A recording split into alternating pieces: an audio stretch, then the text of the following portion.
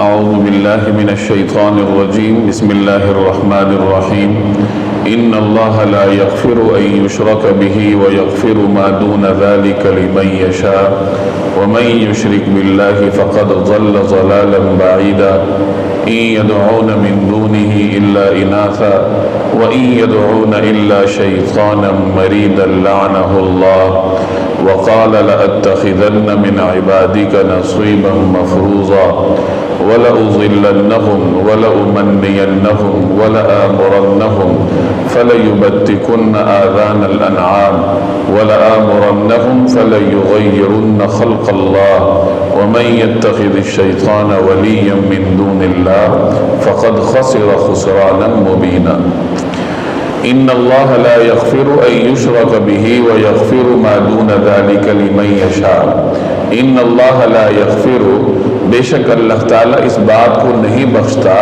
ان یشرک بہ کہ اس کے ساتھ کسی کو شریک ٹھہرایا جائے ویغفر ما دون ذلک لمن یشاء اور اس سے کمتر ہر گناہ کی جس کے لیے چاہتا ہے بخشش کر دیتا ہے ومن یشرک باللہ اور جو شخص اللہ کے ساتھ کسی کو شریک ٹھہراتا ہے فقد ضل ضلالا بعیدا وہ راہ راست سے بھٹک کر بہت دور جا گرتا ہے۔ اس صورت میں اللہ تبارک و تعالی نے اہل کتاب کا ذکر مختلف مقامات پر فرمایا ہے اور ان آیات میں اب اللہ جل جلالہ شرک اور مشرکین کا بیان فرما رہے ہیں کہ شرک کتنی بری بیماری ہے، کتنا بڑا گناہ ہے اور مشرکین کے عام طور پر کرتوت کس قسم کے ہوتے ہیں، تو ان کا بیان ان آیات میں آ رہا ہے۔ اس سے پچھلی آیات کی ذیل میں آپ نے ایک واقعہ پڑھا تھا کہ بشیر نامی ایک منافق نے چوری کی تھی اور الزام کسی بے گناہ شخص کے اوپر دھر دیا تھا۔ بعد میں اللہ تبارک و تعالی نے وحی کے ذریعے رسول اللہ صلی اللہ علیہ وسلم کو حقیقی صورتحال بتائی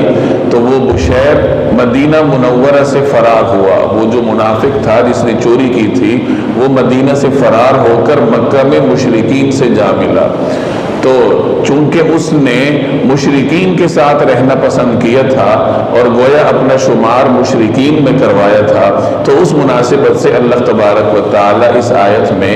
شرک کی مذمت بیان فرما رہے ہیں کہ شرک کتنا بڑا گناہ ہے اور عام طور پر مشرکین کے کرتوت کس قسم کے ہوتے ہیں۔ تو فرمایا کہ اللہ تعالیٰ اس بات کو نہیں بخشتا کہ اس کے ساتھ کسی کو شریک ٹھہرایا جائے، شرک اللہ معاف نہیں کرتا،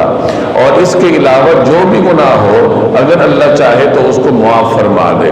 اللہ جل جلالہ نے اپنے لیے یہ سنت بنا رکھی ہے کہ وہ شرک کو معاف نہیں کرتا، اور شرک کے علاوہ بڑے سے بڑا گناہ ہی کیوں نہ ہو اللہ چاہے گا تو معاف کر دے گا۔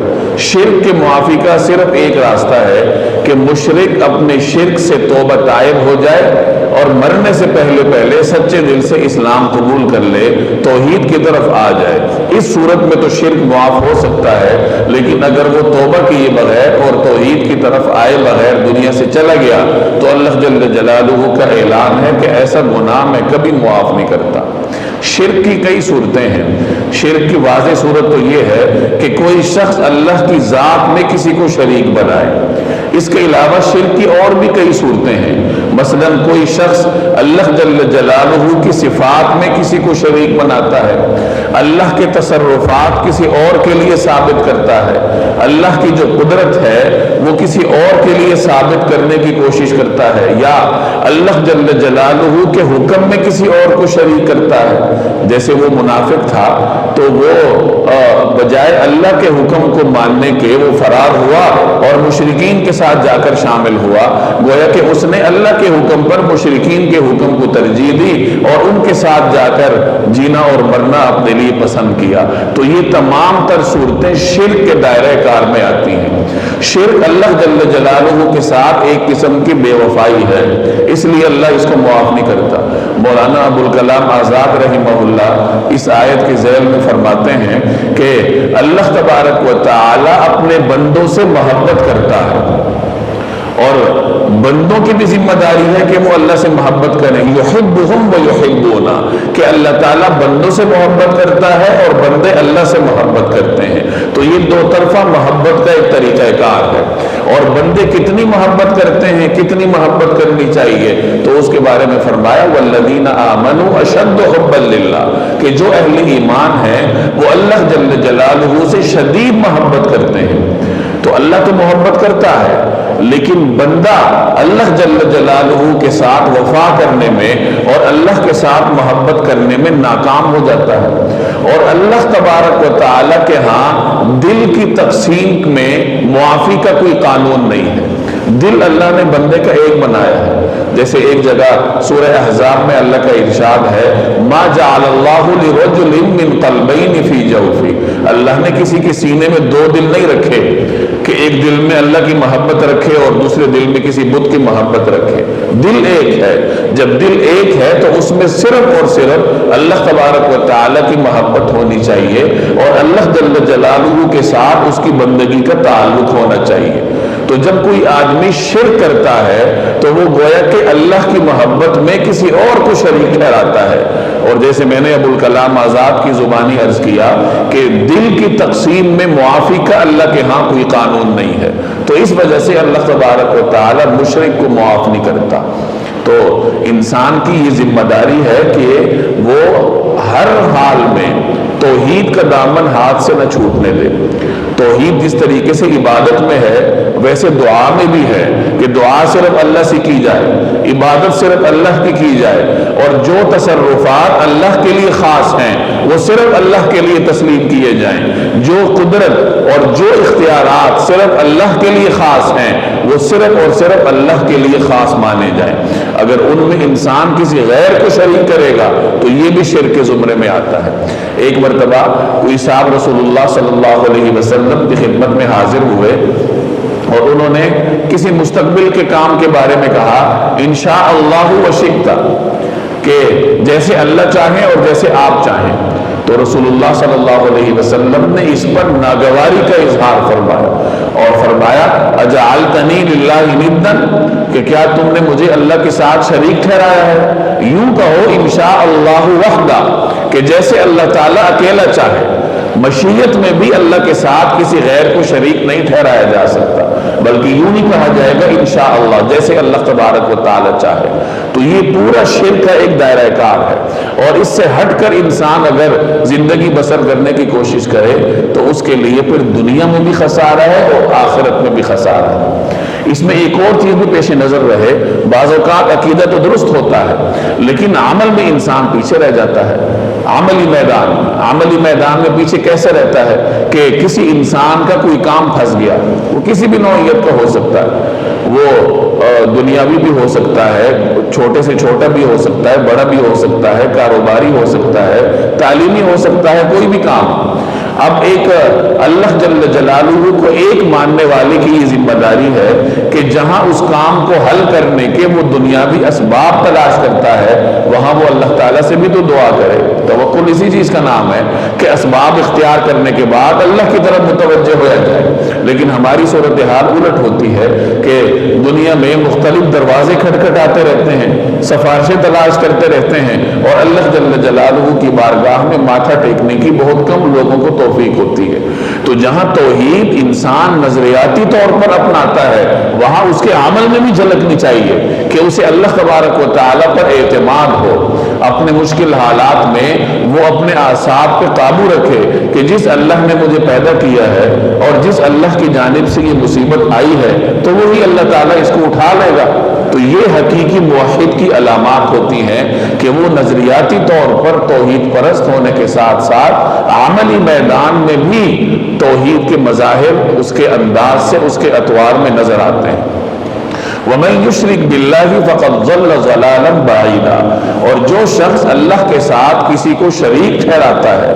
تو وہ راہ راست سے بھٹک کر بہت دور جا گرتا ہے۔ بندے کے لیے ایک ہی راستہ ہے کہ وہ اللہ تبارک و تعالیٰ کو ایک مانے، اللہ کی عبادت کرے۔ تو جو آدمی اللہ کا راستہ چھوڑ کر کسی دوسری جگہ جاتا ہے تو وہ اپنا راستہ بھول جاتا ہے، راستے سے بھٹک کر بہت دور جا گرتا ہے۔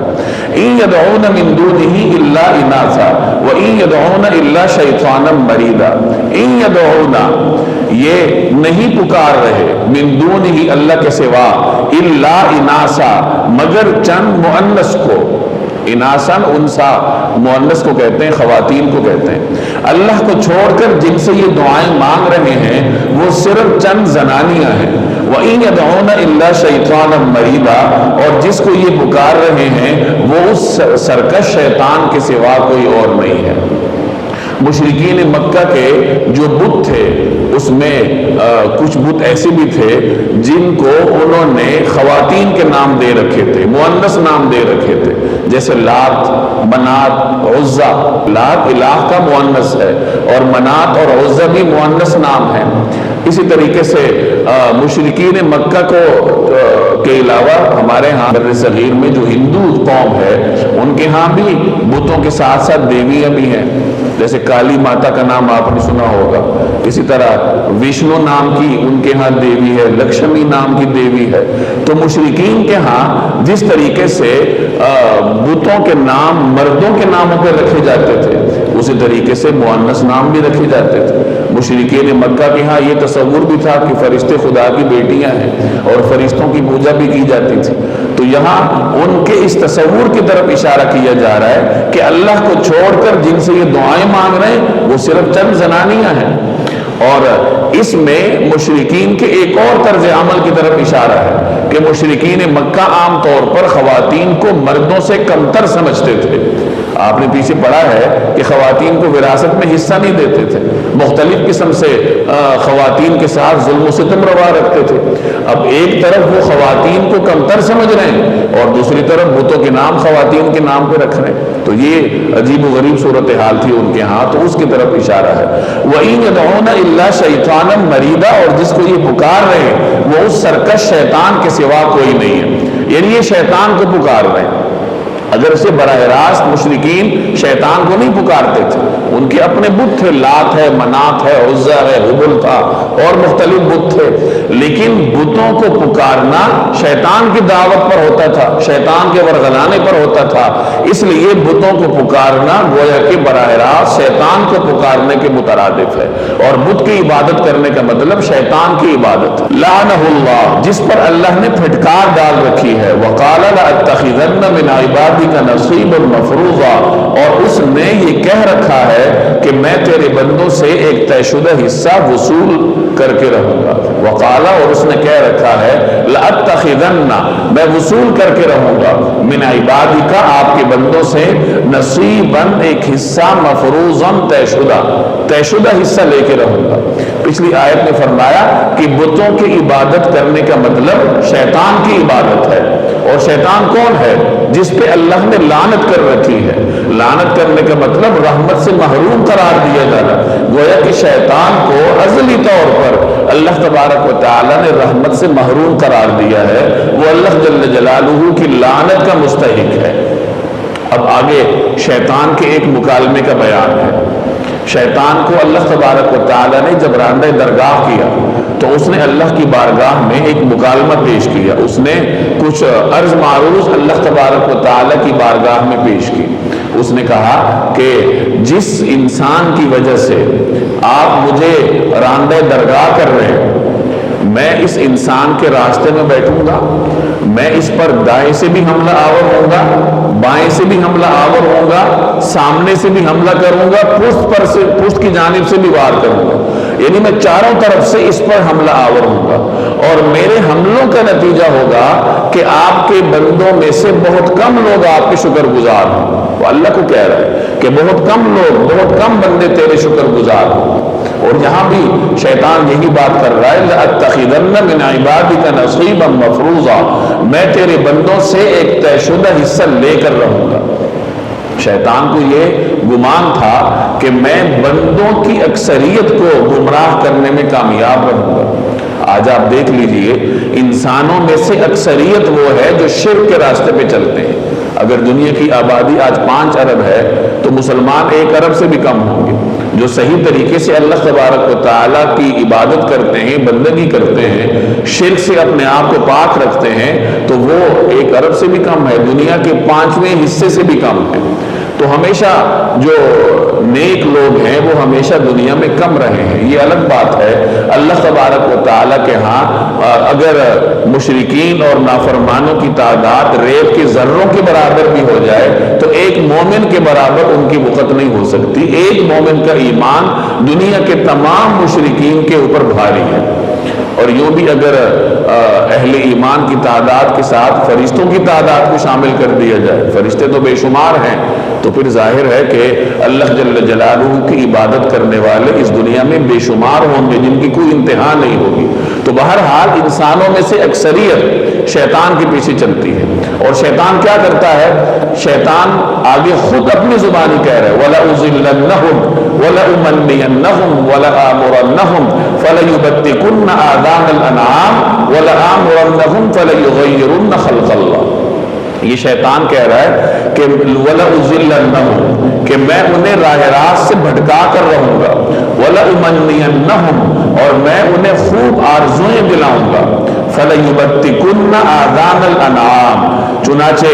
وہ چوپایوں کے کان چیر ڈالیں گے، وَلَآمُرَنَّهُمْ، میں انہیں حکم دوں گا، فَلَيُبَتِّكُنَّ آذَانَ الْأَنْعَامِ، تو وہ چوپایوں کے کان چیر ڈالیں گے، وَلَآمُرَنَّهُمْ، اور انہیں حکم دوں گا، فَلَيُغَيِّرُنَّ خَلْقَ اللَّهِ، تو وہ اللہ کی تخلیق میں تبدیلی پیدا کریں گے۔ وَمَن يَتَّخِذِ الشَّيْطَانَ وَلِيًّا مِن دُونِ اللَّهِ، اور جو شخص اللہ کی بجائے شیطان کو دوست بنائے، فَقَدْ خَسِرَ خُسْرَانًا مُبِينًا، اس نے کھلے کھلے خسارے کا سودا کیا۔ یہاں شیطان اپنی پالیسی بیان کر رہا ہے کہ میں کس طریقے سے اللہ کے بندوں کو گمراہ کروں گا، وَلَأُضِلَّنَّهُمْ، میں انہیں گمراہ کروں گا، وَلَأُمَنِّيَنَّهُمْ، میں انہیں امیدیں دلاؤں گا۔ یہ امید ہی ہے جو انسان کو گناہ کرنے پر آمادہ کرتی ہے۔ دنیا میں اگر کوئی آدمی شرک کرتا ہے تو اس کے شرک کے پیچھے بھی کوئی غلط فلسفہ ہوتا ہے جو اس کے دماغ میں گھسا ہوا ہے، اور اسی غلط فلسفے کی وجہ سے وہ شرک کرتا ہے۔ وہ غلط نظریہ اس کو کس نے پڑھایا؟ شیطان نے پڑھایا۔ شیطان نے اسے امید دلائی ہے کہ تم اس طریقے سے بت کی عبادت کرو، تمہیں فائدہ ہوگا۔ اسی طریقے سے انسان جو بھی گناہ کرتا ہے اس گناہ کے پیچھے اس کا کوئی غلط نظریہ ہوتا ہے، کوئی غلط فلسفہ ہوتا ہے، کوئی امید ہوتی ہے، کوئی لالچ ہوتی ہے۔ ایک مسلمان ہے، رشوت لیتا ہے، اسے معلوم ہے کہ رشوت حرام ہے، لیکن رشوت لینے کے پیچھے اس کی کوئی امید ہوگی کہ میرا گزر بسر اچھا ہو جائے، میرے بچوں کا مستقبل اچھا ہو جائے، میرا سٹیٹس ذرا بلند ہو جائے۔ تو یہ امیدیں ہیں جو انسان کو حرام کھانے پر مجبور کرتی ہیں۔ کوئی آدمی دوسرے کا حق مارتا ہے، چور چوری کرتا ہے، ڈاکو ڈاکہ ڈالتا ہے، انہیں معلوم ہے کہ یہ کام غلط ہے، ہر چور کو معلوم ہے کہ یہ کام غلط ہے، اس کے باوجود وہ چوری کرتا ہے۔ کیوں؟ امید پہ کرتا ہے کہ یہ مال میرے پاس آ جائے تو میری جو مشکلات ہیں شاید ان میں آسانی ہو جائے۔ تو یہ امیدیں انسان کے دماغ میں شیطان ڈالتا ہے، اور ان امیدوں کے ذریعے شیطان انسان کو اللہ تبارک و تعالی سے دور کرتا ہے۔ وَلَآمُرَنَّهُمْ، اور میں انہیں حکم دوں گا، فَلَيُبَتِّكُنَّ آذَانَ الْأَنْعَامِ، تو وہ چوپایوں کے کان چیر ڈالیں گے۔ یہ اہل عرب کے ایک رسم کی طرف اشارہ ہے۔ عربوں کے ہاں ایک رسم تھی کہ وہ بعض اوقات کسی جانور کو بت کے لیے خاص کر دیتے تھے، اس جانور سے اپنے لیے کوئی نفع اٹھانا حرام سمجھتے تھے کہ اس کے دودھ سے یا اس کے اون وغیرہ سے فائدہ اٹھانا اب ہمارے لیے ممنوع ہے، یہ بت کے لیے خاص ہے، اور بطور علامت کے اس کا کان چیر دیتے تھے۔ ان کے ہاں یہ ایک رسم تھی۔ اسی طریقے سے مفسرین نے ذکر کیا ہے کہ عربوں کے ہاں یہ رسم تھی کہ اگر کوئی مادہ اونٹنی 5 بچے جن لیتی تو عربوں کے ہاں یہ رسم تھی کہ وہ اس کا کان چیر کر اس کو بت کے لیے خاص کر دیتے تھے کہ اب اس کے بعد اس سے کوئی فائدہ نہیں اٹھانا۔ اسی طرح اگر کوئی نر اونٹ ہے اور اس کے نطفے سے 10 بچے پیدا ہو چکے ہیں تو اس کا بھی کان چیر کر اس کو وقف کر دیا جاتا تھا۔ تو یہ ان کے ہاں غلط رسومات تھیں، اور یہ غلط رسومات شیطان کی وجہ سے تھیں، شیطان کے ورغلانے کی وجہ سے تھیں۔ تو اس کی طرف یہاں اشارہ ہوا کہ میں انہیں حکم دوں گا تو وہ چوپایوں کے کان چیر ڈالیں گے۔ یعنی اللہ کی جانب سے حکم تو نہیں ہے. اللہ نے تو جانور کو حلال کیا ہے اور انسان جب چاہے اس سے فائدہ اٹھائے, جب تک چاہے اٹھائے, جس طرح چاہے اٹھائے, بشرطے کہ وہ حلال ہو. لیکن انسان شیطان کے بہکاوے میں آ کے اللہ کی حلال کردہ چیز کو حرام کر بیٹھتا ہے. تو مشرکین کی ایک غلط رسم کی طرف اشارہ ہے. اس سے ضمنی طور پر ہم یہ بھی سمجھ سکتے ہیں کہ ہماری تمام وہ رسومات جو شریعت سے ٹکراتی ہوں, جو جناب رسول اللہ صلی اللہ علیہ وسلم کی سنت سے متصادم ہو, تو وہ بھی دراصل شیطان کی جانب سے ہوتی ہیں. تو ہمیشہ اپنی رسومات پر غور کرنا چاہیے کہ ہماری جو سماجی رسومات ہیں کہیں وہ دین سے تو نہیں ٹکراتی.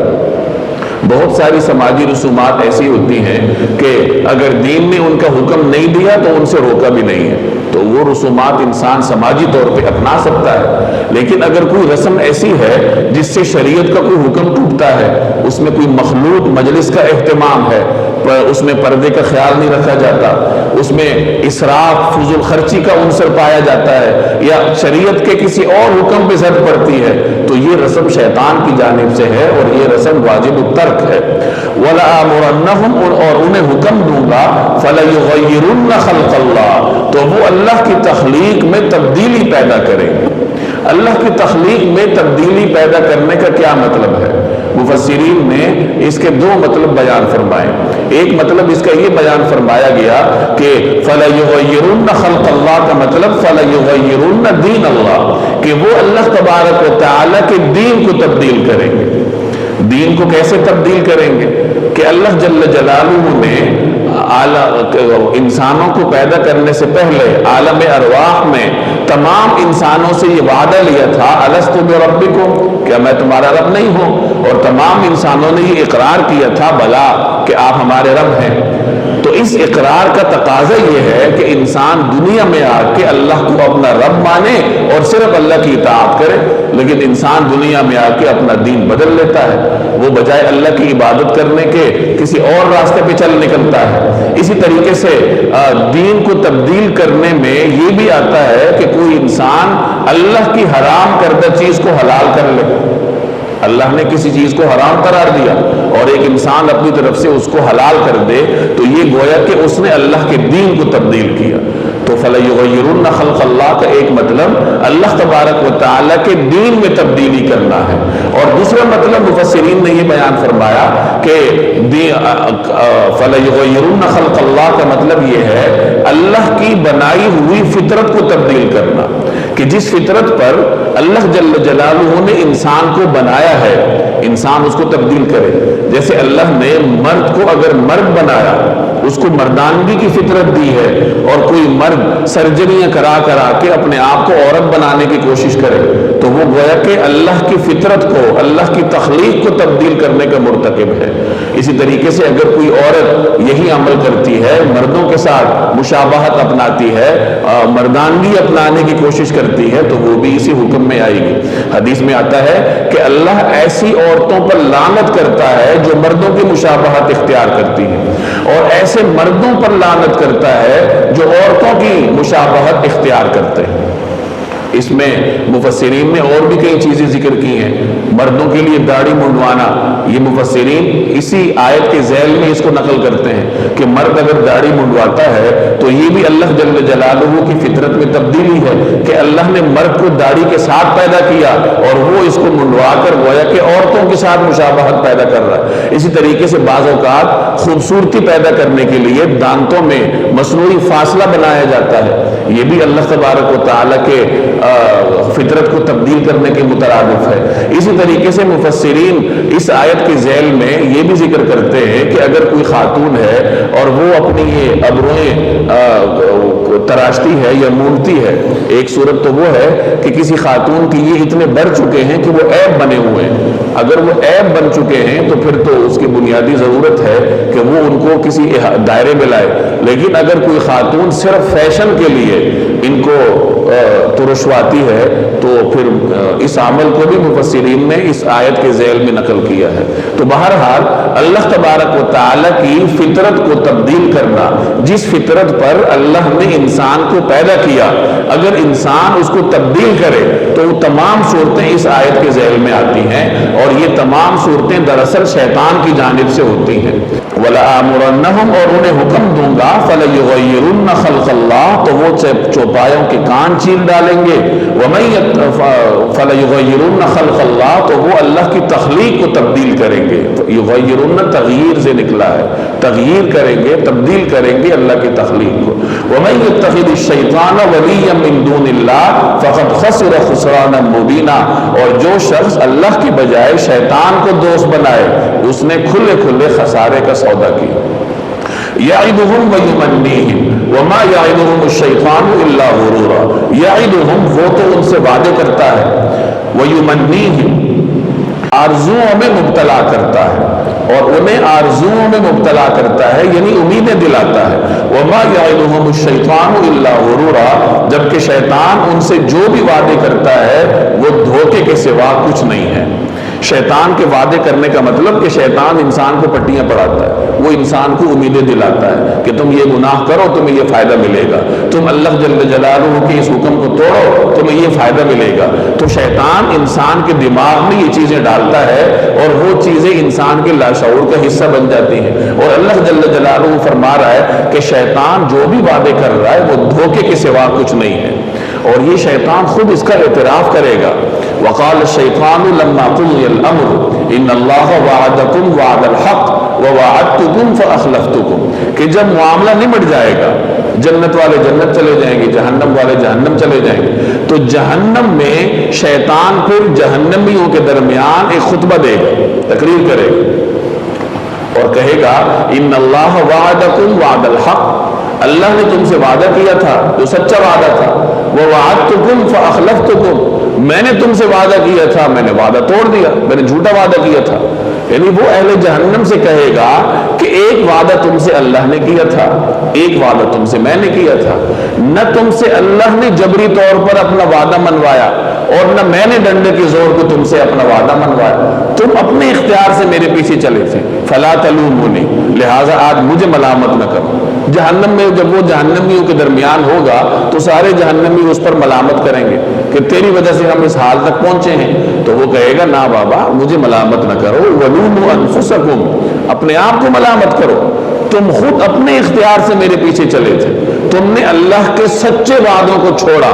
اور میرے جھوٹے وعدوں کے پیچھے چلے، تو تمہارا اپنا قصور ہے، ولوموا انفسکم، اپنے آپ کو ملامت کرو۔ تو یہاں اللہ تعالیٰ شیطان کے بارے میں فرما رہا ہے کہ شیطان تم سے جو بھی وعدے کرتا ہے وہ دھوکے کے سوا کچھ نہیں ہے۔ وہ تمہیں کہے گا کہ یہ جدید فیشن اپناؤ، سنت کو توڑو تو تم بڑے خوبصورت لگو گے، تم بڑے ماڈرن لگو گے، لیکن یہ جو اس کا وعدہ ہے یہ سوائے دھوکے کے اور کچھ نہیں ہے۔ اب انسان کے سامنے دو راستے ہیں، یا تو وہ اللہ تعالیٰ کے اس فرمان کو سچا مان لے، اس پہ عمل کرے کہ شیطان کی امید واقعی دھوکے پہ مشتمل ہے، اور اگر وہ اس کو سچا نہیں مانتا یا مانتا تو ہے لیکن اس پہ عمل نہیں کرتا، تو قیامت کے دن شیطان خود بتائے گا کہ میں نے تمہیں دھوکہ دیا تھا۔ تو بہتر یہ نہیں ہے کہ ہم اللہ کی مان کے شیطان کا راستہ چھوڑ دیں اور اس کی امیدوں کو دھوکہ سمجھ لیں اور اپنی زندگی کے ایک ایک لمحے میں سنت کو نافذ کرنے کی کوشش کریں۔ اولئک مأواہم جہنم ولا یجدون عنہا محیصا، اولئک مأواہم جہنم، ان سب کا ٹھکانہ جہنم ہے، ولا یجدون عنہا محیصا، اور ان کو اس سے بچنے کے لیے کوئی راہ فرار نہیں ملے گی۔ قیامت والے دن انسان بچ کر کہاں جائے گا؟ جب وہ جہنم میں گیا تو جہنم سے نکلنے کے لیے اس کے پاس کوئی راستہ نہیں ہوگا۔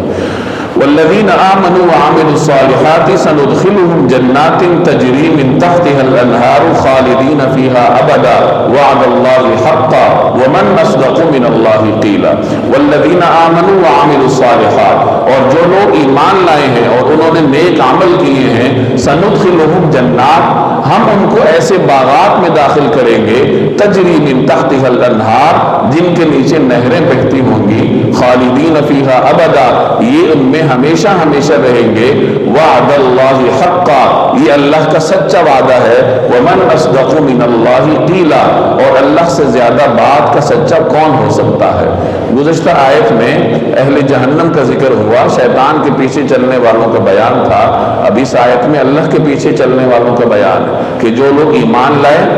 اور نیک عمل بھی کرتے رہے، اپنے اعمال کے ذریعے ایمان کو مضبوط کرتے رہے، تو اللہ تبارک و تعالیٰ انہیں ایسے باغات میں داخل کرے گا جن کے نیچے نہریں بہتی ہوں گی، اور ایسے باغات میں، ان جنتوں میں انسان ہمیشہ ہمیشہ کے لیے رہے گا۔ وہاں سے انسان کو نکالا نہیں جائے گا کہ اب یہاں سے نکل جاؤ تمہارا ٹائم ختم ہو گیا، بلکہ ہمیشہ ہمیشہ کے لیے انسان اس آرام اور اطمینان والی زندگی میں رہے گا۔ اور یہ اللہ کا سچا وعدہ ہے کہ اللہ کہہ رہا ہے کہ ایمان لاؤ، نیک عمل کرو تو تمہیں آخرت میں آرام کی زندگی ملے گی۔ یہ اللہ کا وعدہ ہے جو سچا وعدہ ہے۔ گزشتہ آیت میں شیطان کے وعدے کا ذکر تھا، اور وہاں فرمایا کہ شیطان کا وعدہ جھوٹا وعدہ ہے، وہ دھوکے کے سوا کچھ نہیں ہے، اور نیک عمل پر جنت کا وعدہ اللہ کا وعدہ ہے جو سچا وعدہ ہے، اور اللہ سے بڑھ کر سچا کون ہو سکتا ہے۔ لیس بِأَمَانِيِّكُمْ وَلَا أَمَانِيِّ أَهْلِ الْكِتَابِ مَن يَعْمَلْ سُوءًا يُجْزَ بِهِ وَلَا يَجِدْ لَهُ مِن دُونِ اللَّهِ وَلِيًّا وَلَا نَصِيرًا۔ لیس بِأَمَانِيِّكُمْ، نہ تمہاری تمنائیں کافی ہیں، وَلَا أَمَانِيِّ أَهْلِ الْكِتَابِ، نہ اہل کتاب کی آرزوئیں۔ مَن يَعْمَلْ سُوءًا، جو بھی برا عمل کرے گا، يُجْزَ بِهِ، اس کی سزا پائے گا، وَلَا يَجِدْ لَهُ مِن دُونِ اللَّهِ وَلِيًّا وَلَا نَصِيرًا، اور اللہ کے سوا اسے اپنا کوئی یار و مددگار نہیں ملے گا۔ اس آیت کے ذیل میں مفسرین نے مسلمانوں اور کفار کے درمیان، مسلمانوں اور اہل کتاب کے درمیان ایک مکالمہ نقل کیا ہے کہ بعض مسلمانوں اور اہل کتاب کے درمیان یہ مکالمہ ہوا۔ اہل کتاب کہنے لگے کہ ہم تو ایسے نبی کے پیروکار ہیں جو تمہارے نبی سے پہلے گزرے تھے، اور ہم اللہ کے پسندیدہ لوگ ہیں، ہمارے خاندان میں بنی اسرائیل میں اتنے انبیاء گزرے ہیں، تو چونکہ ہماری نسبت ایسے عظیم ہستیوں کی طرف ہے لہٰذا ہم تم سے بہتر ہیں۔ اور اہل ایمان کو اس بات پہ ناز تھا کہ ہم جناب رسول اللہ صلی اللہ علیہ وسلم کی امت میں ہیں، لہٰذا ہم تم سے بہتر ہیں۔ تو اللہ تبارک و تعالی یہاں عمل کی اہمیت یاد دلا رہا ہے کہ نسبت سے کچھ نہیں ہوتا جب تک انسان کا عمل نہ ہو۔ نہ تو مسلمانوں کی امیدوں سے کچھ ہوگا اور نہ اہل کتاب کی امیدوں سے کچھ ہوگا، بلکہ فیصلہ کن چیز انسان کا عمل ہوتا ہے۔ اگر کسی کا عمل نہیں ہے اور وہ یہ اس بات پر اتراتا رہے، اسے یہ امید ہو کہ میں بڑا صاحب نسب ہوں، میں اولیاء کی اولاد میں ہوں، صلحاء کی اولاد میں ہوں، اور میں انبیاء کی اولاد میں ہوں، تو اگر اس کا عمل نہیں ہے تو صرف نسبت اس کے لیے کافی ثابت نہیں ہوگی۔ اصل چیز انسان کا عمل ہوتا ہے۔ تو یہاں یہی فرمایا لیس بِأَمَانِيِّكُمْ، نہ تمہاری تمنائیں جنت میں جانے کے لیے کافی ہیں، وَلَا أَمَانِيِّ أَهْلِ الْكِتَابِ، نہ اہل کتاب کی آرزوئیں، بلکہ کیا ہے؟ اصل چیز عمل ہے۔ اگر اہل کتاب ایمان لے آئیں، رسول اللہ صلی اللہ علیہ وسلم کی غلامی کے دائرے میں آ جائیں، آپ صلی اللہ علیہ وسلم کو خاتم النبیین مان لیں، نیک عمل شروع کر دیں، تو وہ جنت میں جائیں گے۔ اسی طریقے سے مسلمان بھی خالی خولی ایمان پہ گزارا نہ کرے، بلکہ وہ عمل کرے تو اس کا عمل اسے جنت میں لے جائے گا۔ مَن يَعْمَلْ سُوءًا، جو بھی برا عمل کرے گا، یُجْزَ بِهِ، اس کی سزا پائے گا۔ یعنی جو بھی انسان ہو، خواہ اس کی نسبت کتنی ہی بلند کیوں نہ ہو، لیکن جب وہ برا عمل کرے گا تو اللہ کی بارگاہ میں اس کو اپنے برے عمل کا نتیجہ بھگتنا پڑے گا۔ مفسرین فرماتے ہیں کہ جب یہ آیت نازل ہوئی تو مسلمانوں پر یہ بڑی گراں گزری کہ اگر چھوٹی سی چھوٹی برائی کا بھی انجام دیکھنا پڑے گا تو ہم میں سے کون بچ سکتا ہے۔ چنانچہ نبی کریم صلی اللہ علیہ وسلم کے پاس کچھ حضرات حاضر ہوئے کہ یا رسول اللہ، اس آیت نے تو کچھ چھوڑا ہی نہیں ہے، کیا بنے گا ہمارا؟ تو آپ صلی اللہ علیہ وسلم نے فرمایا کہ تم فکر چھوڑ دو، عمل کرتے رہو۔ اور مزید فرمایا جس کا مفہوم یہ ہے کہ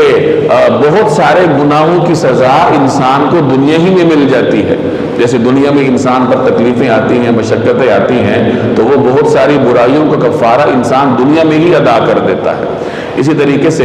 ایک روایت بیان فرمائی ہے مفسرین نے کہ جب یہ آیت نازل ہوئی تو تو حضرت ابوبکر صدیق رضی اللہ تعالیٰ عنہ پر اتنی گناہ گزری گویا ان کی کمر ہی ٹوٹ گئی. تو ان کی حالت دیکھ کر حضور صلی اللہ علیہ وسلم نے ان سے دریافت فرمایا کہ کیا بات ہے؟ تو انہوں نے عرض کیا کہ یا رسول اللہ، اگر ہر برائی کا نتیجہ بھگتنا پڑے، اللہ کی جانب سے پکڑ ہو، تو ہم میں سے کون بچ سکتا ہے؟ تو آپ صلی اللہ علیہ وسلم نے یہی بات ارشاد فرمائی جس کا مفہوم یہ ہے کہ عمل کرتے رہو، اور بہت سارے گناہوں کا کفارہ انسان دنیا میں ہی بھگت لیتا ہے کہ اس کے اوپر کوئی بیماری آ جاتی ہے. اسی طریقے سے بعض روایات میں منقول ہے کہ آپ صلی اللہ علیہ وسلم نے فرمایا کیا تم بیمار نہیں ہوتے؟ یعنی تمہارے اوپر یہ مصیبتیں نہیں آتی؟ حدیث میں آتا ہے کہ انسان پر چھوٹی سی چھوٹی مصیبت بھی جو آتی ہے تو وہ اس کے لیے کسی گناہ کا کفارہ ثابت ہوتی. یہاں تک کہ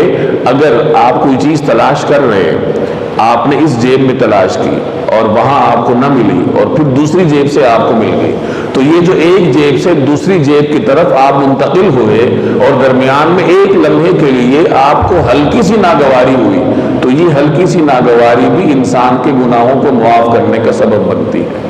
تو مومن کے ساتھ تو اللہ کی رحمت کا یہ معاملہ ہے کہ دنیا میں اس کے اوپر جو آزمائشیں آتی ہیں، جو مصیبتیں آتی ہیں، ان مصیبتوں کی وجہ سے اس کے مختلف گناہوں کا کفارہ ہوتا رہتا ہے.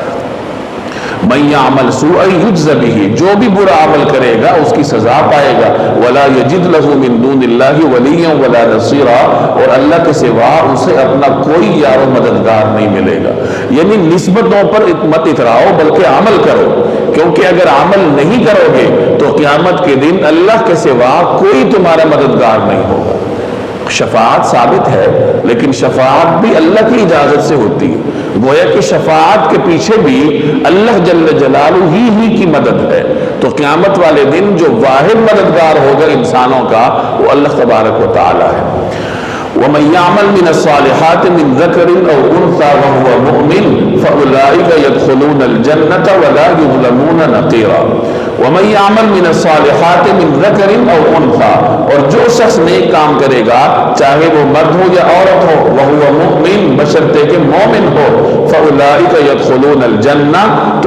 تو ایسے لوگ جنت میں داخل ہوں گے. وَلَا يُظْلَمُونَ نَقِيرًا، اور کھجور کی گٹھلی کے شگاف برابر بھی ان پر ظلم نہیں ہوگا. اہل ایمان کا بیان ہے کہ جو آدمی مومن ہو اور نیک عمل بھی کرے تو یہ لوگ جنت میں داخل ہوں گے، اور اللہ تبارک و تعالیٰ کی بارگاہ میں ان کے اعمال کی پوری قدردانی ہوگی کہ ان کو اپنے اعمال کا اجر ملے گا. یہاں اللہ تعالیٰ نے عمل کے ساتھ ایمان کا ذکر کیا کہ جو نیک عمل کرے تو اس کے نیک عمل کا بدلہ اس کو ملے گا بشرطے کہ وہ مومن ہو. اگر کوئی شخص مومن نہیں ہے تو دیکھنے میں وہ جتنے بھی اچھے کام کرے، لیکن اس کا جو کفر ہے وہ اس کے تمام نیک اعمال کو لے ڈوبے گا. آج کل یہی سوال شد و مت سے اٹھایا جاتا ہے کہ کفار انسان مسلمانوں سے بڑھ کر دیانتدار ہیں، مسلمانوں سے بڑھ کے سچ بولتے ہیں، مسلمانوں سے بڑھ کر رفاہ عامہ کے کام کرتے ہیں. تو ان کا جواب یہی ہے کہ کام تو وہ کرتے ہیں، لیکن اگر ان کاموں کے ساتھ ساتھ وہ ایمان کی نعمت سے سرفراز نہ ہوئے تو یہ نیک کام انہیں آخرت میں کوئی فائدہ نہیں دیں گے. ان نیک کاموں کا بدلہ اللہ تعالیٰ غیر مسلم کو دنیا ہی میں دے دیتا ہے. اگر وہ اللہ کی مخلوق کی خدمت کرتا ہے تو اللہ تعالیٰ اسے دنیا میں اس کا بدلہ دے دیتا ہے، اس کے نیک عمل کا معاملہ دنیا ہی میں صاف ہو جاتا ہے. آخرت میں اللہ جل جلالہ کے ہاں صرف اس شخص کو نیک عمل کا اجر ملے گا جو صاحب ایمان ہو. تو ایمان کی معمولی نعمت نہیں ہے، یہ آپ کے اعمال کو اللہ کی بارگاہ میں قدردان بنانے والی نعمت ہے. چنانچہ علماء نے اس پر بحث کی ہے کہ قیامت والے دن کفار کے اعمال کو تولا جائے گا یا نہیں. بعض حضرات فرماتے ہیں کہ کفار کے اعمال کو نہیں تولا جائے گا، ان کے لیے میزان قائم نہیں ہوگا چونکہ وہ ایمان سے خالی ہے. اور بعض حضرات فرماتے ہیں کہ ان کے اعمال کو تولا جائے گا، لیکن کس طریقے سے کہ ایک پلڑے میں ان کے اعمال ہوں گے، دوسرے پلڑے میں ان کا کفر ہوگا. تو ان کے اعمال چاہے کتنے ہی اچھے کیوں نہ ہوں، کتنے ہی لوگوں کی خدمت کیوں نہ کی ہو، کتنی ہی دیانتداری سے زندگی کیوں نہ گزاری ہو، لیکن دوسرے پلڑے میں جو ان کا کفر رکھا ہے وہ کفر ان کے ان نیک اعمال پہ حاوی ہو جائے گا، نتیجتاً ان کے لیے دوزخ کا فیصلہ ہوگا۔ تو ایمان ایک ایسا بنیادی عمل ہے، وہ بنیادی نعمت ہے جو آپ کے اعمال کو اللہ تبارک و تعالیٰ کی بارگاہ میں پہنچاتی ہے۔ تو فرمایا وَمَن يَعْمَلْ مِنَ الصَّالِحَاتِ مِن ذَكَرٍ أَوْ أُنثَىٰ وَهُوَ مُؤْمِنٌ، کہ مرد اور عورت میں سے جو بھی نیک عمل کرے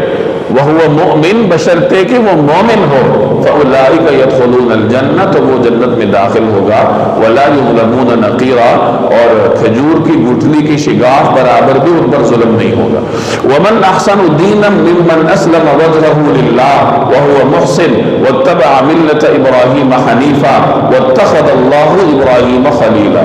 وَمَنْ أَحْسَنُ دِينًا، اور اس سے بہتر کس کا دین ہوگا، مِّمَّنْ أَسْلَمَ وَجْهَهُ لِلَّهِ، جس نے اپنے چہرے کو اللہ کے آگے جھکا دیا ہو، وَهُوَ مُحْسِنٌ، جبکہ وہ نیکی کا خوگر بھی ہو، وَاتَّبَعَ مِلَّةَ إِبْرَاهِيمَ حَنِيفًا، اور جس نے سیدھے سچے ابراہیم کے دین کی پیروی کی ہو، وَاتَّخَذَ اللَّهُ إِبْرَاهِيمَ خَلِيلًا، اور اللہ نے ابراہیم کو اپنا خاص دوست بنا لیا تھا۔ اس آیت میں دو چیزوں کا ذکر ہے کہ وہ شخص کامیاب ہے جس میں دو صفات پائی جائیں، نمبر ایک اللہ کی اطاعت کرے، نمبر دو درست طریقے سے کرے۔ وَمَنْ أَحْسَنُ دِينًا، اور اس سے بہتر کس کا دین ہوگا، مِمَّنْ أَسْلَمَ وَجْهَهُ لِلَّهِ، جس نے اپنے چہرے کو اللہ کے آگے جھکا دیا ہو۔ چہرے کو جھکانے کا مطلب اللہ کی اطاعت کی ہو، یعنی مکمل طور پر اللہ کا فرما بردار ہو۔ وہ اس میں ایک شرط پائی جا رہی ہے، اطاعت کر رہا ہے، عبادت کر رہا ہے۔ دوسری شرط وَهُوَ مُحْسِنٌ، جبکہ وہ نیکی کا خوگر بھی ہو۔ علماء فرماتے ہیں کہ محسن کا مطلب یہ ہے کہ وہ نیک عمل جو کر رہا ہے درست طریقے کے مطابق کر رہا ہے۔ درست طریقے کا مطلب کہ یہ وہی طریقہ ہو جس طریقے کے مطابق یہ عمل جناب رسول اللہ صلی اللہ علیہ وسلم نے سکھایا ہو۔ اب دو باتیں ہو گئی کہ ایک آدمی عبادت کرے، نمبر دو درست طریقے سے کرے، سنت طریقے کے مطابق کرے، تو ایسا شخص کامیاب ہے۔ اگر اس میں کوئی ایک شرط بھی نہ رہے تو وہ شخص ناکام ہے۔ ایک آدمی عبادت کرتا ہے لیکن اپنے منچاہے طریقے کے مطابق کرتا ہے، منمانیاں کرتا ہے، اپنی مرضی کے مطابق کرتا ہے۔ مغرب کی 3 رکعتیں ہیں وہ 4 پڑھ لیتا ہے، عشاء کے 4 فرائض ہیں وہ 5 فرض پڑھتا ہے۔ اب اس نے اضافہ ہی کیا ہے، نیک کام ہی کیا ہے، لیکن یہ نیک کام احسان کے خلاف ہے۔ عبادت تو کر رہا ہے لیکن محسن نہیں ہے، اس نے درست طریقے کے مطابق نیک کام نہیں کیا، اپنے منمانے طریقے کے مطابق کیا ہے۔ اور بندگی کا تقاضا ہی یہ ہے کہ نیک کام اسی طرح کرو جس طرح اللہ اور اس کے رسول نے بتایا۔ ہمارے لیے معیار سنت ہے کہ رسول اللہ صلی اللہ علیہ وسلم نے جس طریقے کے مطابق کوئی عمل کیا ہو، انسان اسی طریقے سے وہ عمل کرے تو اللہ کے بارگاہ میں اس کا عمل مقبول ہوتا ہے۔ تو یہ چیزیں یاد رکھنی چاہیے کہ انسان عمل کرے، نمبر 2 سنت طریقے کے مطابق کرے، پھر جا کے اس کا عمل اللہ کی بارگاہ میں مقبول ہوتا ہے۔ وَاتَّبَعَ مِلَّةَ إِبْرَاهِيمَ حَنِيفًا، اور جس نے سیدھے سچے ابراہیم کے دین کی پیروی کی ہو، وَاتَّخَذَ اللَّهُ إِبْرَاهِيمَ خَلِيلًا، اور یہ معلوم ہی ہے کہ اللہ نے ابراہیم کو اپنا خاص دوست بنا لیا تھا۔ یعنی انسان نیک عمل کر رہا ہے، درست طریقے کے مطابق کر رہا ہے اور ملت ابراہیمی کا پیروکار ہے۔ مسلمان دراصل ملت ابراہیمی کی پیروکار ہے۔ تو جو شخص حضرت ابراہیم علیہ السلام کی درست طریقے سے پیروی کرتا ہے،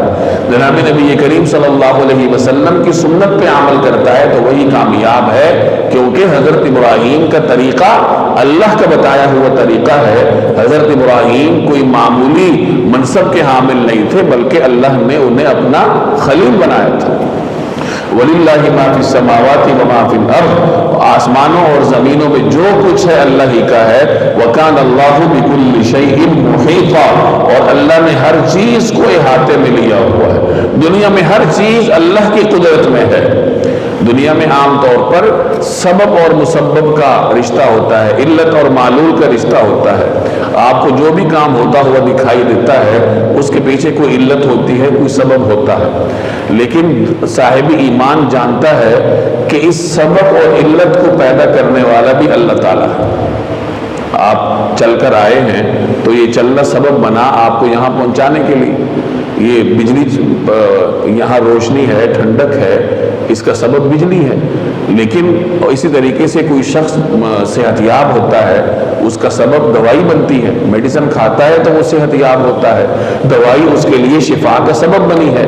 لیکن صاحب ایمان جانتا ہے کہ اس سبب میں بھی اثر اللہ نے پیدا کیا ہے، دوائی میں اثر اللہ نے پیدا کیا، ورنہ دو ایک جیسے مریض ایک ہی ڈاکٹر سے ایک جیسا نسخہ لے آئیں تو عین ممکن ہے ایک پہ اثر کرے دوسرے پہ اثر نہ کرے۔ تو سبب میں اثر اللہ تعالیٰ ڈالتا ہے، کیونکہ اللہ تعالیٰ ہر چیز پر محیط ہے۔ جب اللہ چاہتا ہے تو سبب اپنا اثر دکھانا چھوڑ دیتا ہے۔ علت تو ہے لیکن علت اثر انگیزی نہیں کر رہی، اثر نہیں دکھا رہی۔ آپ اپنی روزمرہ کی زندگی میں مشاہدہ کرتے ہیں کہ دو آدمیوں نے ایک جیسی دکان ایک ہی لوکیشن میں بنائی ہے، ایک ہی بازار میں دو دکانیں ہیں، اور ایک پر گاہکوں کا رش ہے اور ایک کو کوئی پوچھتا بھی نہیں۔ اب دونوں نے سبب اختیار کیا، ایک کے سبب میں اللہ نے برکت ڈالی، دوسرے کے سبب میں اللہ تعالیٰ نے برکت نہیں ڈالی۔ تو انسان سبب اختیار کرنے کا مکلف ہے، البتہ اس سبب میں برکت ڈالنا، اس سبب میں اثر انگیزی پیدا کرنا، یہ اللہ تبارک و تعالیٰ کے دائرہ اختیار میں ہے۔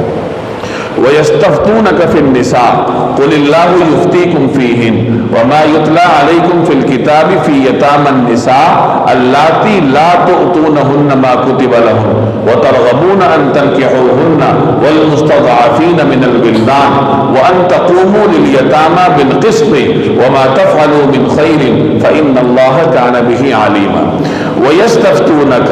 اور یہ لوگ آپ سے شریعت کا حکم پوچھتے ہیں، فی النساء، عورتوں کے بارے میں،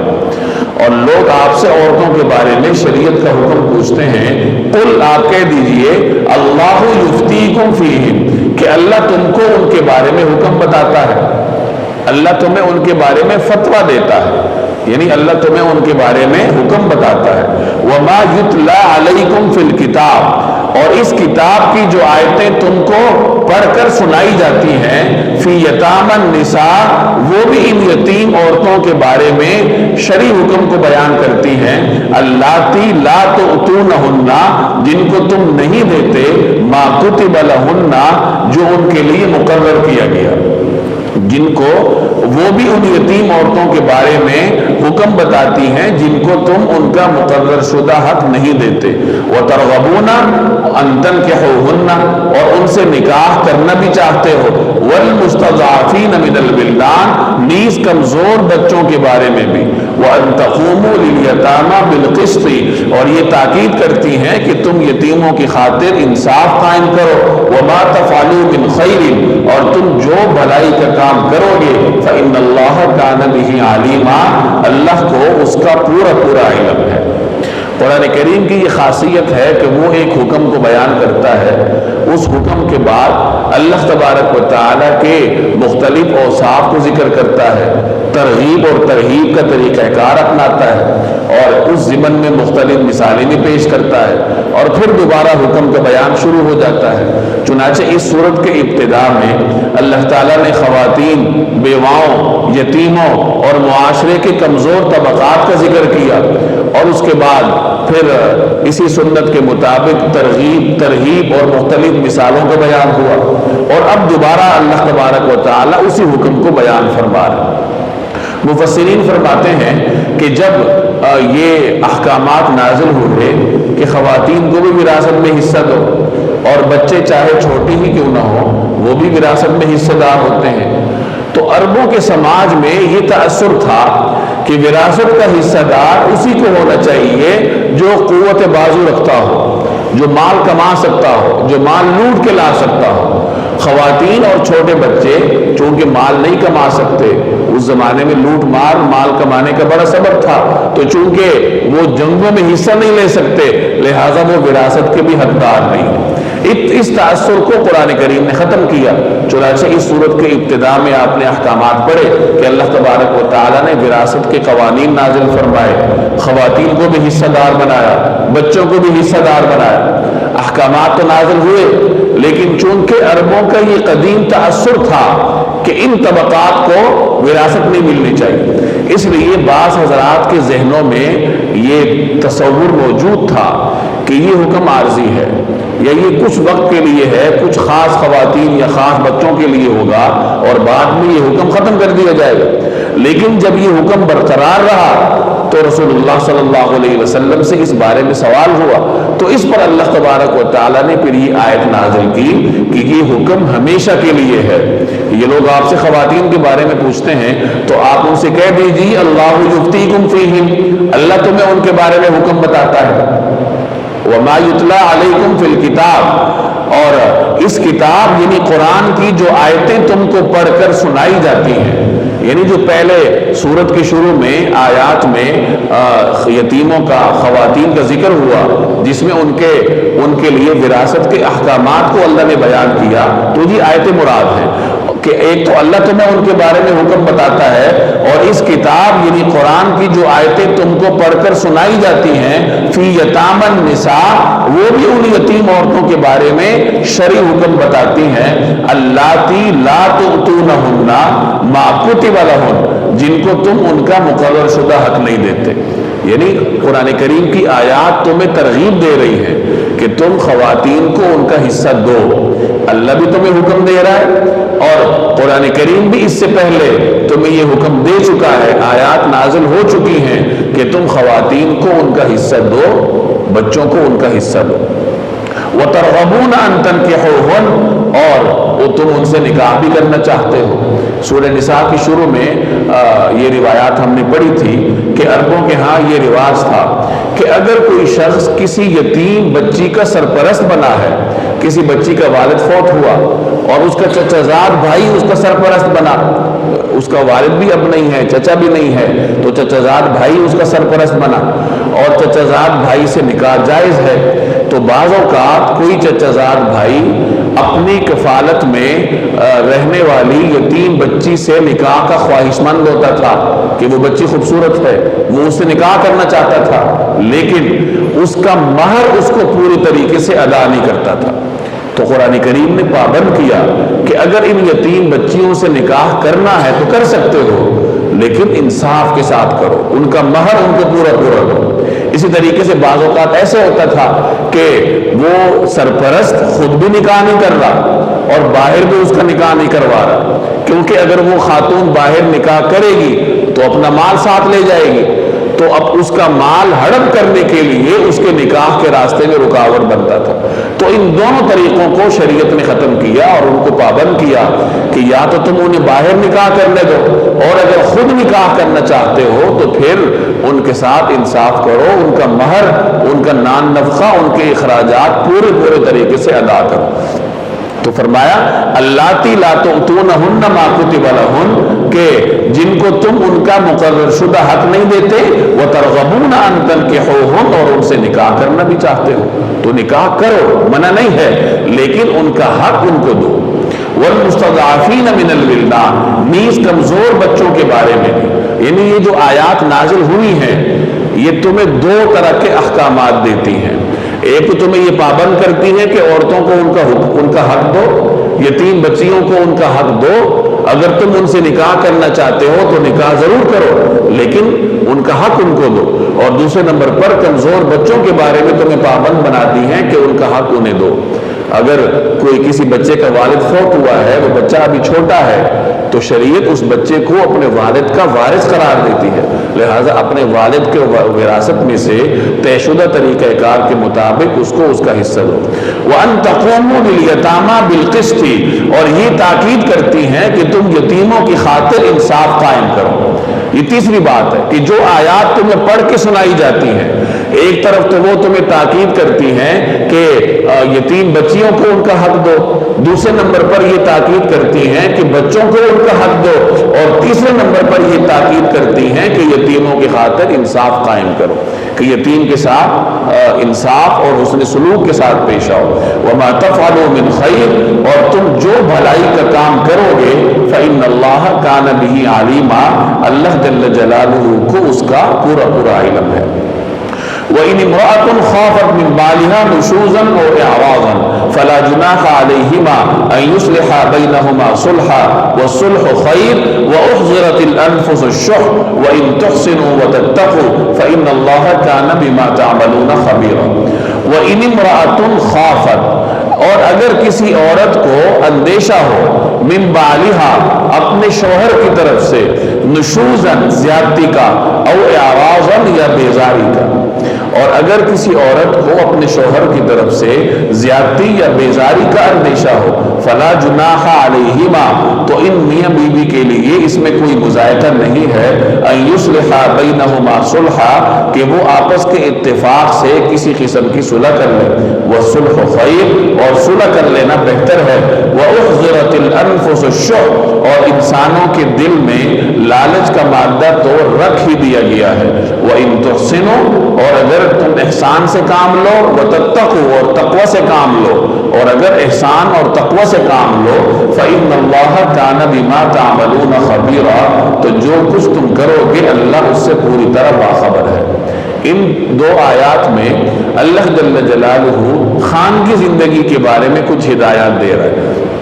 کچھ ہدایات پیچھے گزر چکی ہیں 5ویں پارے کے آغاز میں، اسی سورہ نساء میں، کہ اگر میاں بیوی کے درمیان اختلاف ہو، بیوی خاوند کی نافرمانی کرتی ہو، تو شریعت اس مسئلے کو کیسے حل کرتی ہے، خاوند کو کیا تلقین کرتی ہے، وہ معاملات پیچھے گزر چکے، مسئلے کی طرف توجہ دلائی گئی۔ بعض اوقات ایسا ہوتا ہے کہ خاوند کسی وجہ سے اپنی بیوی سے بیزار ہو جاتا ہے، اور اس کی بیزاری کو بیوی ختم کرنے کی صلاحیت بھی نہیں رکھتی۔ فرض کیجئے خاوند بہت حسین و جمیل ہے، کم عمر ہے، بیوی اس سے عمر میں کافی بڑی ہے، اور حسن و جمال میں بھی وہ خاوند کے ہم پلہ نہیں ہے، بدصورت ہے، یا جو بھی مسئلہ ہے، تو یہ ایک ایسا مسئلہ ہے جسے بیوی حل نہیں کر سکتی، اور خاوند کی جو بیزاری ہے اسے دور نہیں کر سکتی۔ اب اس صورتحال میں کیا کرنا چاہیے؟ تو اس صورتحال میں قرآن کریم کی یہ آیت میاں بیوی کو ایک اصول بتلا رہی ہے کہ دونوں آپس میں صلح کر لو، دونوں اپنے کچھ مفادات سے پیچھے ہٹ جاؤ اور درمیان کے کسی راستے پر متفق ہو جاؤ۔ یعنی خاوند بیوی سے بیزار ہے اور قریب ہے کہ اسے طلاق دے دے، کیونکہ جب اس کی بیزاری کو ختم کرنا بیوی کی استطاعت ہی میں نہیں ہے تو معاملہ بڑھتے بڑھتے طلاق تک پہنچے گا، اور بیوی طلاق نہیں لینا چاہتی کسی بھی وجہ سے، کہ اسے یہ ڈر ہے کہ میں اس خاوند سے الگ ہو کے زندگی نہیں گزار پاؤں گی، میرے لیے زندگی میں مشکلات ہوں گی، یا میری اولاد کے لیے مسائل ہوں گے، کوئی بھی معاملہ ہو، کوئی بھی مسئلہ ہو، بہرحال بیوی طلاق نہیں لینا چاہتی، اور خاوند جو ہے وہ بیزار کھڑا ہے، طلاق دینے پر آمادہ ہے۔ اب دونوں انتہا پر ہیں، تو دونوں کو ایک قدم پیچھے ہٹ کر اعتدال پہ آ کے صلح کر لینی چاہیے۔ صلح کیسے کرنی چاہیے؟ کہ بیوی خاوند کو پیشکش کر لے کہ میں اپنے حقوق تمہیں معاف کر دیتی ہوں، میں مہر تمہیں معاف کر دیتی ہوں، یا وہ اسے اجازت دے دے کہ تم اور شادی کر لو، یا اگر اس کی پہلے سے بیویاں ہیں تو بیوی اسے پیشکش کر لے کہ میری باری بھی تم اپنی فلاں بیوی کو دے دو، یعنی بیوی اپنے حقوق سے دستبردار ہو جائے، ایک قدم پیچھے ہٹ جائے،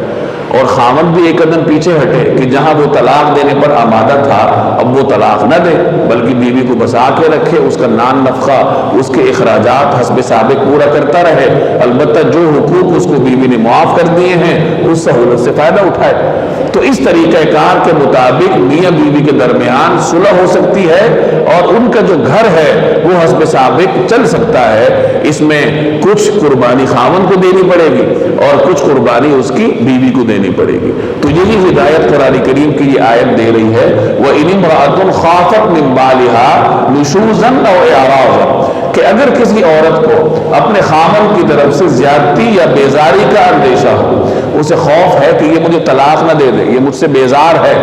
کہیں کوئی ایسا کام نہ کر بیٹھے جو حدود سے متجاوز ہو، فلا جناح علیہما، تو ان دونوں کے لیے اس میں کوئی مذائقہ نہیں ہے، ان یصلحا بینہما صلحا، کہ وہ آپس کے اتفاق سے کسی قسم کی صلح کر لیں۔ اب چونکہ اس طرح کی صلح کرنے میں ایک طرح سے رشوت کا عنصر پایا جاتا ہے،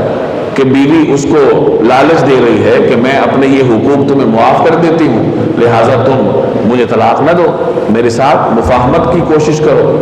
تو چونکہ اس میں ایک عنصر پایا جاتا ہے تو ہو سکتا ہے خاوند کے ذہن میں یہ بات آ جائے کہ یہ تو جائز ہی نہیں ہے۔ تو اس اعتراض کو ختم کرنے کے لیے قرآن کریم نے یہ تعبیر اختیار فرمائی فَلَا جُنَاحَ عَلَيْهِمَا أَن يُصْلِحَا بَيْنَهُمَا صُلْحًا، کہ وہ آپس کے اتفاق سے کسی قسم کی صلح کر لے،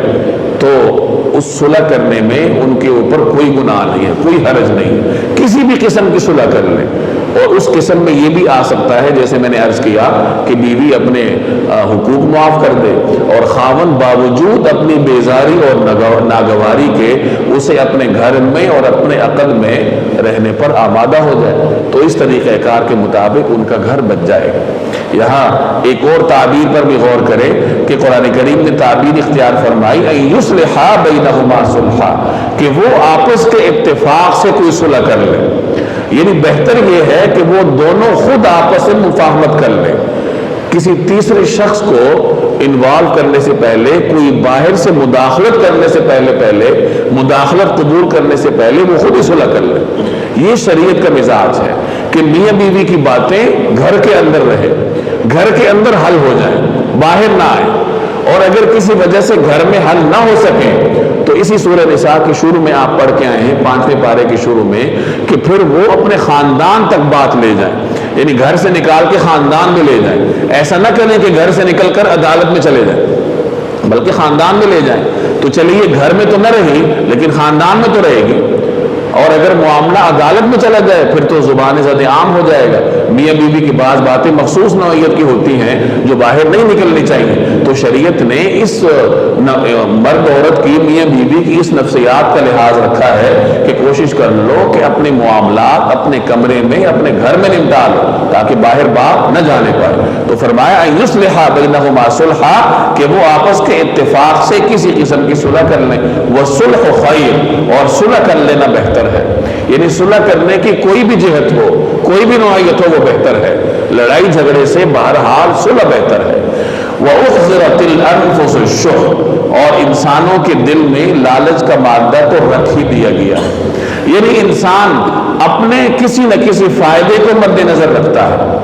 اب یہاں میاں بیوی دونوں اپنے فائدے کو دیکھیں گے کہ خاوند اپنا یہ فائدہ دیکھے گا کہ میں بیزار تھا لیکن چلو مجھے ایک فائدہ مل رہا ہے کہ وہ اپنے حق سے دستبردار ہو رہی ہے، تو مجھے اس میں اپنا ایک فائدہ نظر آ رہا ہے۔ عورت کو یہ فائدہ نظر آئے گا کہ اگر یہ مجھے طلاق دے دے تو مجھے سخت مسائل کا سامنا کرنا پڑے گا، تو چلے میں اپنے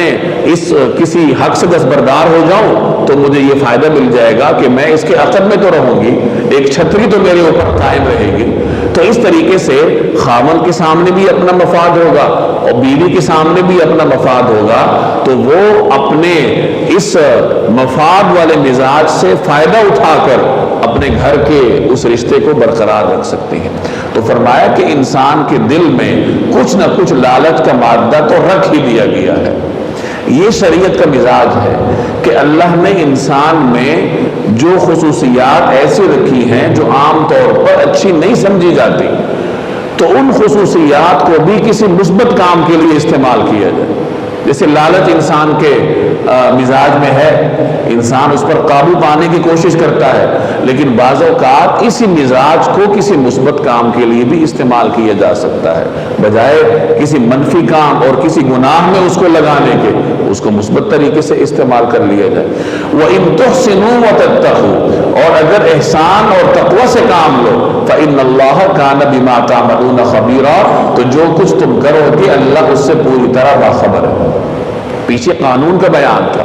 اب یہاں اللہ اخلاق سکھا رہا ہے، خاوند کو کہہ رہا ہے کہ اگرچہ تم ناگواری محسوس کرتے ہو، تم اپنی بیوی سے بیزار ہو، لیکن اس ناگواری اور بیزاری کے باوجود اگر تم اسے برداشت کرو، حسن سلوک اس کے ساتھ اختیار کرو، تو اللہ تعالیٰ تمہارے عمل کو دیکھ رہا ہے، تمہیں اس پر اجر ملے گا۔ یعنی پیچھے قانون تھا کہ دونوں اس قانون سے فائدہ اٹھا سکتے ہیں، لیکن ایک مسلمان کے لیے بہتر یہی ہے کہ وہ اخلاق کے اس اعلیٰ اصولوں کو اپنائے جو اللہ تبارک و تعالیٰ نے اس کو تلقین کیے ہیں کہ باوجود ناگواری اور بیزاری کے بیوی کو اس کے تمام حقوق مہیا کرو اور حسب سابق اس کو بیوی ہی کی طریقے سے رکھو۔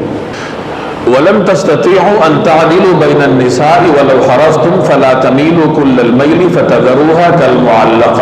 وَإِن تُصْلِحُوا وَتَتَّقُوا فَإِنَّ اللَّهَ كَانَ غَفُورًا رَحِيمًا۔ وَلَن تَسْتَطِيعُوا، اور تم استطاعت نہیں رکھتے، ان تعدلوا، کہ تم برابری رکھو، بین النساء، عورتوں کے درمیان، ولو حرصتم، چاہے تم ایسا چاہو بھی صحیح، اور عورتوں کے درمیان مکمل برابری رکھنا تمہارے بس میں نہیں، چاہے تم ایسا چاہتے بھی ہو۔ فلا تمیلوا کل المیل، البتہ کسی ایک طرف پورے نہ جھک جاؤ، فتذروها کالمعلقہ، کہ دوسری کو ایسا بنا کر چھوڑو جیسے کوئی بیچ میں لٹکی ہوئی چیز۔ وَإِن تُصْلِحُوا، اور اگر تم اصلاح سے کام لو، وَتَتَّقُوا، اور تقوی سے کام لو، فَإِنَّ اللَّهَ كَانَ غَفُورًا رَحِيمًا، تو یقین رکھو کہ اللہ بہت بخشنے والا، بڑا مہربان ہے۔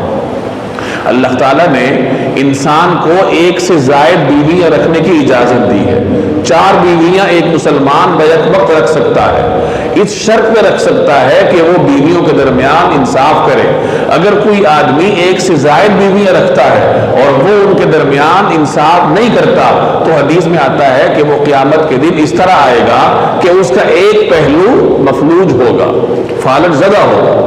دنیا میں اس نے انصاف نہیں کیا،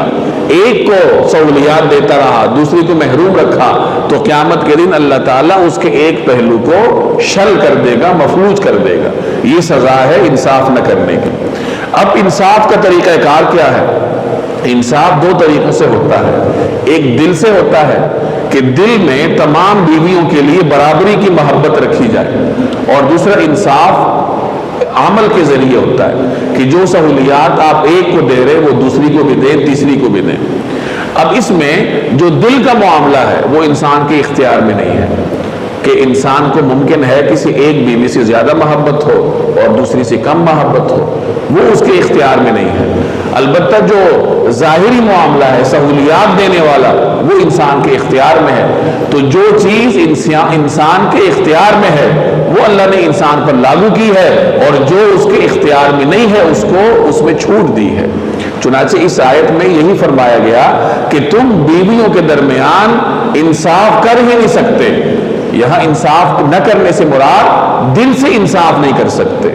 کہ وہ تمہارے اختیار میں نہیں ہے کہ تم سب سے برابر محبت رکھو۔ چنانچہ حدیث کا مفہوم ہے کہ نبی کریم صلی اللہ علیہ وسلم نے تمام ازواج کی باریاں مقرر فرمائی تھی، اور پھر آپ نے ارشاد فرمایا اللہم ھذا قسمی فیما املک فلا تلمنی فیما تملک ولا املک، کہ یا اللہ یہ میری تقسیم ہے اس معاملے میں جس کی میں ملکیت رکھتا ہوں، جس پر میں قدرت رکھتا ہوں، لہٰذا مجھ پر ملامت نہ فرمائیے اس معاملے میں جو آپ کی قدرت میں ہے، جو میری قدرت میں نہیں ہے۔ یعنی دل کا معاملہ اللہ تبارک و تعالیٰ نے انسان کے اختیار میں نہیں دیا، تو انسان کو دل کے معاملے پر مواخذہ بھی نہیں ہے۔ لہٰذا اگر کسی آدمی کی 2 بیویاں ہیں، اس کو ایک سے محبت زیادہ ہے، دوسری سے کچھ کم ہے، تو اس کا اس عمل پر مواخذہ نہیں ہوگا، بشرطے کہ سہولیات اس نے دونوں کو برابر دی،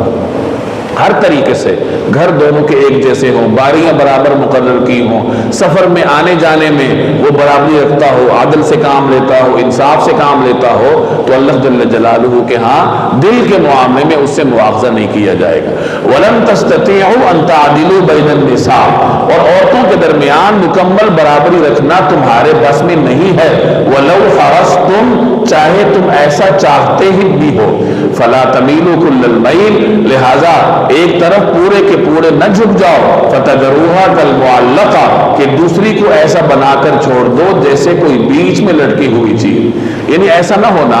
کہ ایک سے محبت رکھو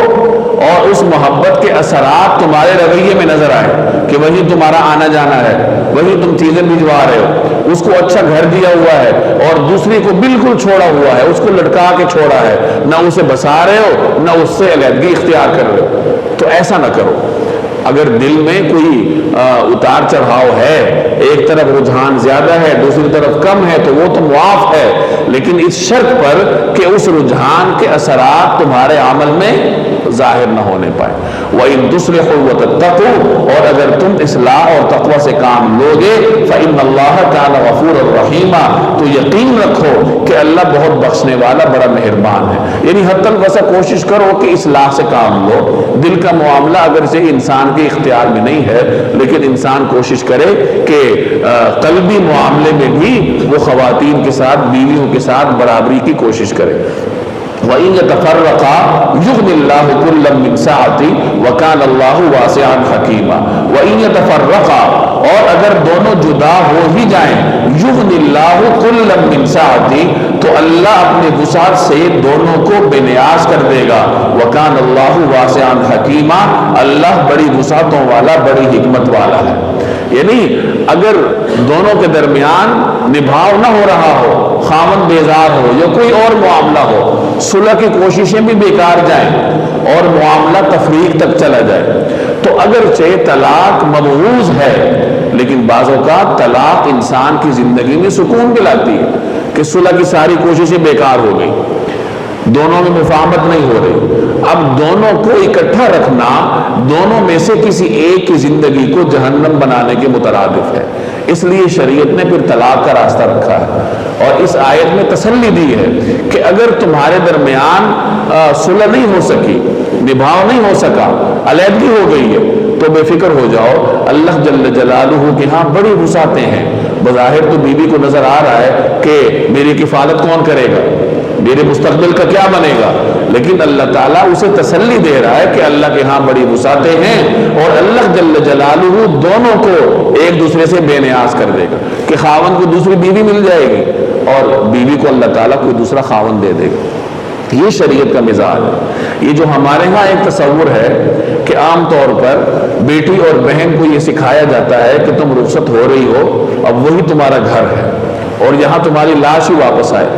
یہ تصور اسلامی نہیں ہے، یہ ہندوانہ رسم ہے۔ ہندوؤں کے ہاں طلاق کا کوئی تصور نہیں ہے، عشاء کے بعد ہم تفصیل سے پڑھیں گے طلاق کے معاملات۔ تو ہندوؤں کے ہاں طلاق کا تصور نہیں ہے، بیوی جس خاوند کے نام ہو گئی تو وہ اس کی ملکیت بن گئی، اور یہی تصور ہمارے ہاں بھی آیا ہے۔ چنانچہ لوگوں کی بیٹیاں اگر کسی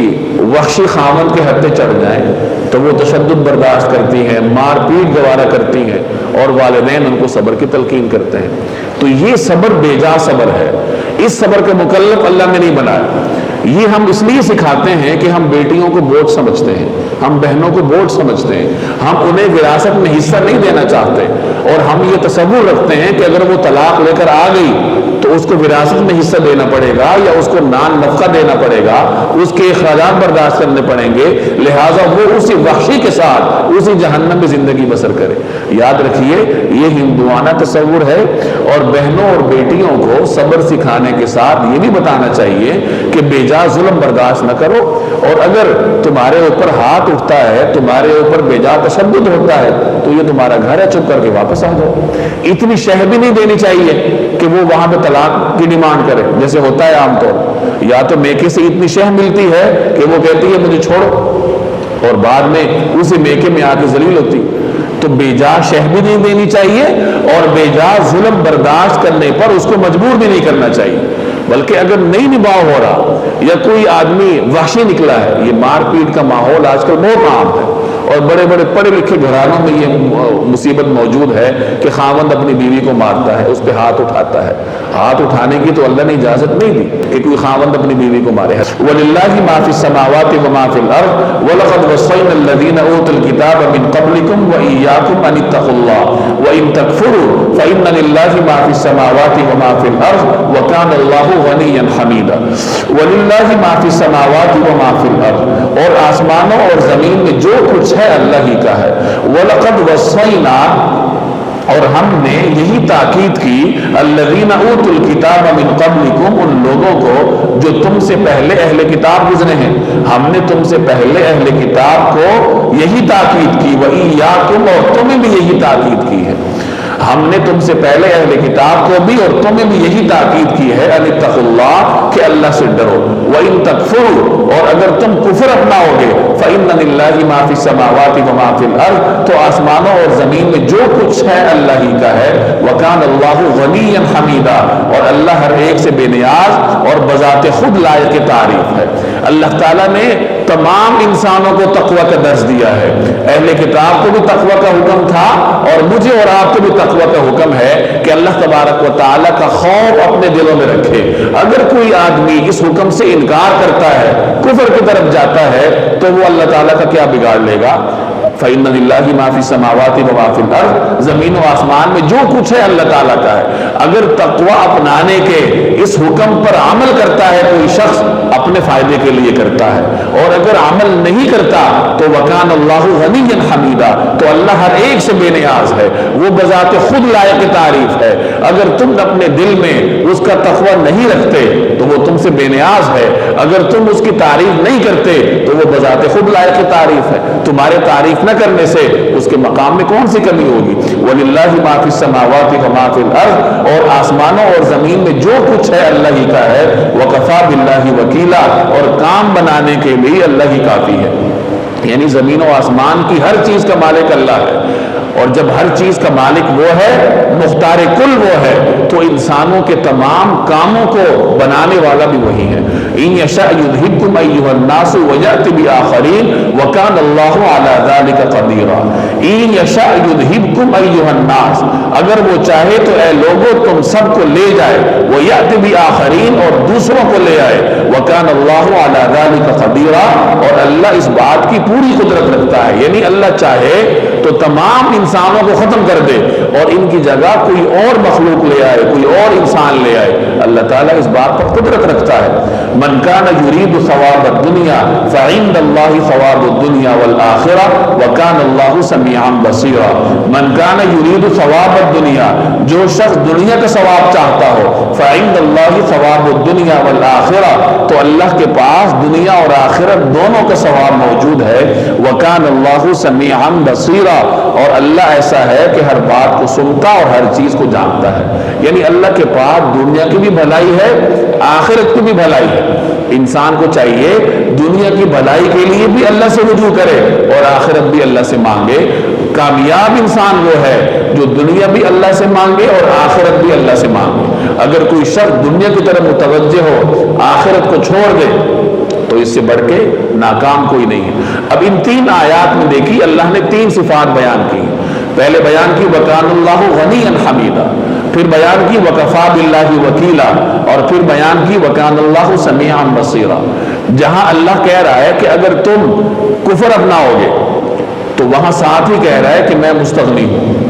مجھے تمہارے کفر کرنے سے کوئی نقصان نہیں ہے۔ اور جہاں کہہ رہا ہے کہ اللہ تعالیٰ دنیا کی ہر چیز کا مالک ہے تو وہاں کہہ رہا ہے وَكَفَى بِاللَّهِ وَكِيلًا کہ جب اللہ ہر چیز کا مالک ہے تو وہ تمہارے کاموں کو بنانے کی بھی طاقت رکھتا ہے۔ اور جہاں اللہ تعالیٰ کہہ رہا ہے کہ دنیا اور آخرت کا اللہ مالک ہے، اس سے طلب کرو، تو وہاں ساتھ کہا سمیعا بصیرا کہ وہ سننے والا ہے۔ یعنی تم دنیا اللہ سے مانگو گے تو وہ سنے گا، تم آخرت اللہ سے مانگو گے تو وہ پھر بھی سنے گا، تمہاری دعاؤں کو وہ سنتا ہے، لہٰذا تم اللہ ہی سے دنیا بھی مانگو اور آخرت بھی مانگو۔